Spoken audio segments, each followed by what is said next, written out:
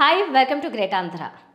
Salaar cinema మీద ఆసక్తి నెలకొనడానికి విడుదల అర్ధరాత్రి అయినా కూడా అన్ని చోట్ల హౌస్ఫుల్ అవ్వడానికి ప్రధానమైన కారణాలు రెండు. ప్రాలు ప్రభాస్, ప్రశాంత్ నీల్. బాహుబలి తర్వాత ఆ రేంజ్ హిట్ కోసం ఎదురు చూసిన ఫ్యాన్స్కి కేజీఎఫ్ లాంటి భారీ విజయాన్ని అందించిన ప్రశాంత్ నీల్ తోడయ్యేసరికి ఆశలు చిగురించాయి, అంచనాలు మిన్నంటాయి. మరి ఆ అంచనాలు అక్కడే ఉన్నాయా లేక పైకో కిందకో స్థానం మార్చుకున్నాయా అనేది చూద్దాం. కథలోకి వెళ్తే వరదరాజమన్నారు పృథ్వీరాజ్ సుకుమారన్ దేవాకి చిన్ననాటి మిత్రుడు. కొన్ని కారణాల వల్ల దేవా అతని తల్లి ఊరు వదిలి 25 ఏళ్లుగా అస్సాంలో నివసిస్తుంటారు. తల్లికిచ్చిన మాట ప్రకారం దేవా ఆయుధం పట్టడు, ఆవేశం తెచ్చుకోడు. ఇదిలా ఉంటే ఆద్య అంటే శృతి హాసన్ అనే అమ్మాయి విదేశం నుంచి కోల్కతాకి దిగుతుంది. అయితే ఆమెకు ప్రాణహాని ఉందని ఆమె తండ్రి ఆమెను ఒక సహాయకుడి ద్వారా అస్సాంలోని దేవా తల్లి వద్దకు చేరుస్తాడు. ఇంతకీ ఎవరామె? ఆమెకున్న ప్రమాదం ఏంటి? ఆమెను ప్రమాదం నుంచి దేవా ఎందుకు రక్షిస్తున్నాడు?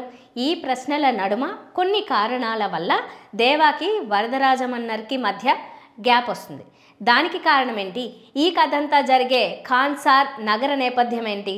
ఈ ప్రశ్నలన్నిటికీ జవాబులు ఒక్కొక్కటిగా విప్పుకుంటూ సాగుతుంది కథనం. చెప్పుకోవడానికి సింపుల్గా అనిపించే ఈ ప్రధాన కథకి అనేక ఉపకథలు జోడించి లెక్కలేనని పాత్రలు పెట్టడం వల్ల చాటభారతం అంత అయింది. అనేసి పాత్రలని అర్థం చేసుకుంటూ వాళ్ళ మధ్యలో రిలేషన్స్ని అర్థం చేసుకుంటూ చూడడం మెదడుకి పెద్ద పని. ఈ విషయంలో దీనికంటే పొన్నియిన్ సెల్వన్ చాలా నయమనిపిస్తుంది. ఇంతకీ సినిమాలో ప్రతి సీన్ ఎలివేషనే. సినిమా మొత్తం యూనిఫామ్ కలర్ టోన్, క్లోజప్ షాట్లు, ఇంటెన్స్ ఎక్స్ప్రెషన్స్, హాల్లో కూర్చున్న సీట్లు దద్దరిల్లిపోయేలా నేపథ్య సంగీతం, మొత్తం ఇవే. సూపర్ సూపర్ ఉందన్న. బాగుంది బ్రో, బ్లాక్ బస్టర్. బాగుందన్న, సినిమా చాలా బాగుంది. సూపర్ ఉంది.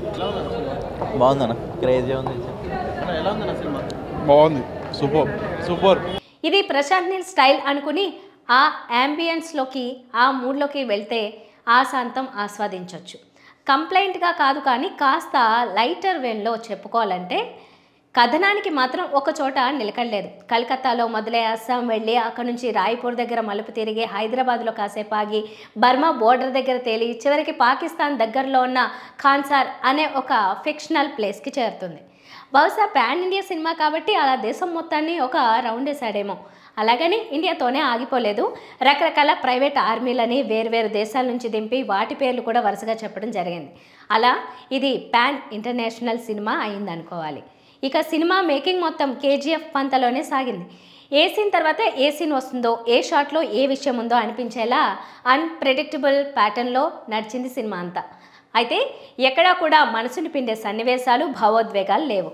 అయినా కూడా ఒకనొక అనుభూతికి గురిచేసి పాజిటివ్ ఫీలింగ్తో బయటకు వచ్చేలా చేస్తుంది. బాహుబలిలో సభలో తల నరికే సీన్ లాంటిది ఇందులో కూడా ఉంది. ఆ మొత్తం ఎపిసోడ్ మాత్రం ఆసక్తిగా ఉంది.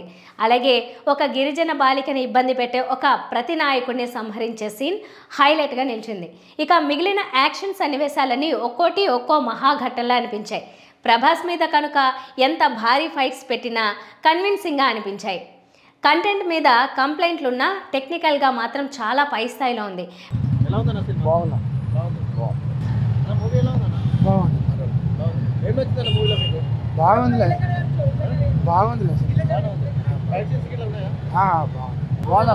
సూపర్ అన్న. ప్రవాసం చూడొచ్చు, యాక్షన్ కిరాక్ ఉంది, ఫైట్స్ హైలైట్. ప్రవాసం చూస్తూ ఉండిపోవచ్చు మనం సినిమా మొత్తం. బాగుందన్న, ప్రభాస్ ఇస్ బ్యాక్. బాగుందా? అన్నీ బాగున్నాయి అన్న. బ్యాక్గ్రౌండ్ అంతా బాగుంది. ప్రశాంత్ నీల్ బాగుందన్న, సినిమా బాగుందన్న. ఫ్రెండ్షిప్ బాగుంది. ఫ్రెండ్షిప్ లేదు చూడన్నా, సినిమా చూడన్నా. బాగుంది సినిమా అన్న. మూవీ ఎలా ఉందన్న? బాగుందన్న. కాన్సర్ కాదు, బాక్స్ ఆఫీస్ ఎక్కింది. బాగుంది, సూపర్ ఉంది భయ్య. బాగుంది. ఫైట్ సీన్స్ నెక్స్ట్ లెవెల్ ఉన్నాయి భయ్య. బాగుంది, కేజీఎఫ్ కంటే బాగుంది భయ్య. బాగుంది, ఇట్టే భయ్య. బొమ్మ బ్లాక్ బస్టర్. బ్యాక్గ్రౌండ్ స్కోర్ సినిమాకి ఆయువు పట్టు. 3 గంటల సినిమాని మోయడానికి ఆ నేపథ్య సంగీతమే కారణమైంది. అలాగే కెమెరా వర్క్ కూడా చెప్పుకోదగ్గ విధంగా ఉంది. ప్రథమార్థం బాగుందనిపిస్తుంది. సెకండ్ హాఫ్లో చాలా కాంప్లెక్సిటీ ఉన్న 2-3 సీన్స్లో డెప్త్ మూలాన పాస్ అయిపోయింది అనిపిస్తుంది. ప్రభాస్ లుక్ కానీ సటిల్ నటన కానీ పూర్తిగా ఆకట్టుకున్నాయి. శృతి హాసన్ పాత్రలో బరువు లేదు. హీరో గారిని ఎలివేట్ చేయడానికి పనికొచ్చే సీన్స్లో కనపడింది అంతే. పృథ్వీరాజ్ సుకుమారన్ ఓకే, అతని పాత్రలో సింహభాగం సెకండ్ పార్ట్లో చూడాలంతే. ఈశ్వరీరావు గారు బాగా చేసింది. ఒక పాత్రలో ఝాన్సీ చాలా ఇంటెన్స్గా చేసింది. శ్రేయారెడ్డి కూడా ఆకట్టుకుంది. జగపతి బాబుది కూడా కాసేపు కనిపించే పాత్రలాగానే ఉంది. మిగిలిన నటీనటులంతా ఓకే. ఏది ఏమైనా ఇది పూర్తిగా ముగిసిన కథ కాదు, పార్ట్ 1 మాత్రమే. మిగిలిపోయిన చాలా ప్రశ్నలకి సమాధానాలు రెండో భాగంలో చూస్తే తప్ప సంపూర్ణంగా చూసిన ఫీలింగ్ రాదు. పూర్తిగా జడ్జ్మెంట్ ఇచ్చినట్టు అనిపించదు. మార్వెల్ తరహా సూపర్ హీరో సినిమాలకి, రెగ్యులర్ కమర్షియల్ హీరో సినిమాలకి మధ్యన ఉన్న జానర్ని ప్రశాంత్ నీల్ ఎంచుకున్నాడు. అందుకే రెగ్యులర్ కమర్షియల్ సినిమాల కంటే అతిగా మార్వెల్ టైపు హీరోయిజంలో కాస్త తక్కువగా నడుస్తాయి. కేజీఎఫ్ అయినా సలార్ అయినా వెరైటీ ఆయుధాలు, భారీ గన్స్ షూటింగ్లు ఇందులో కూడా ఉన్నాయి. ప్రభాస్ని ఈ స్థాయి యాక్షన్ బ్యాక్డ్రాప్లో ఈ మధ్యన చూడలేదు. ఫ్యాన్స్కి మాత్రం Prabhas action scenes full meals అనిపించే అవకాశం ఉంది. లాజిక్లు వెతకకుండా కాన్సార్ నగరం యాంబియన్స్, ఆ గన్స్, ఆ వైలెన్స్ నచ్చితే మాత్రం మరింత బాగా ఎక్కుతుంది. Bottom line, high voltage action.